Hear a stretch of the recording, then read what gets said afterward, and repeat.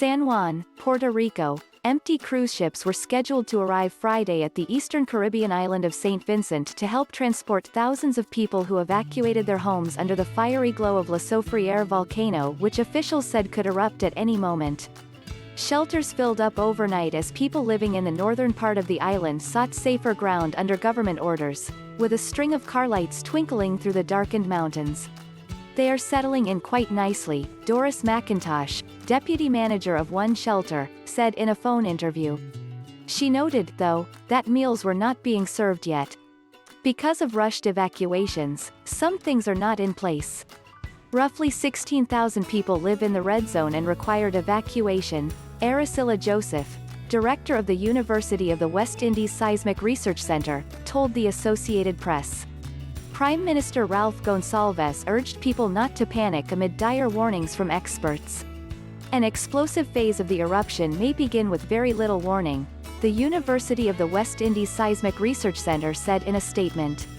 Many worried that evacuation efforts would be hampered by the pandemic, with Gonsalves noting that the cruise ships and other islands would require evacuees to be vaccinated.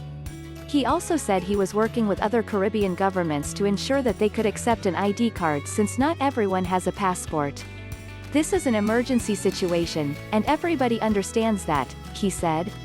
He said 2 Royal Caribbean cruise ships and 2 Carnival Cruise Line ones are expected to arrive on Friday.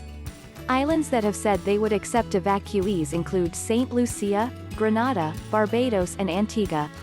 Gonsalves added that he highly recommends those who opt to go to a shelter in St. Vincent and the Grenadines, an island chain of more than 100,000 people, be vaccinated. Scientists alerted the government about a possible eruption after noting a type of seismic activity at 3 a.m. on Thursday that indicated magma was on the move close to the surface, Joseph said. Things are escalating pretty quickly, she said of the volcanic activity, adding that it was impossible to provide an exact forecast of what might happen in the next hours or days. A team from the Seismic Center arrived in St. Vincent in late December after the volcano had an effusive eruption. They have been analyzing the formation of a new volcanic dome, changes to its crater lake, seismic activity and gas emissions, among other things. The volcano last erupted in 1979, and a previous eruption in 1902 killed some 1,600 people. The Eastern Caribbean is home to other active volcanoes.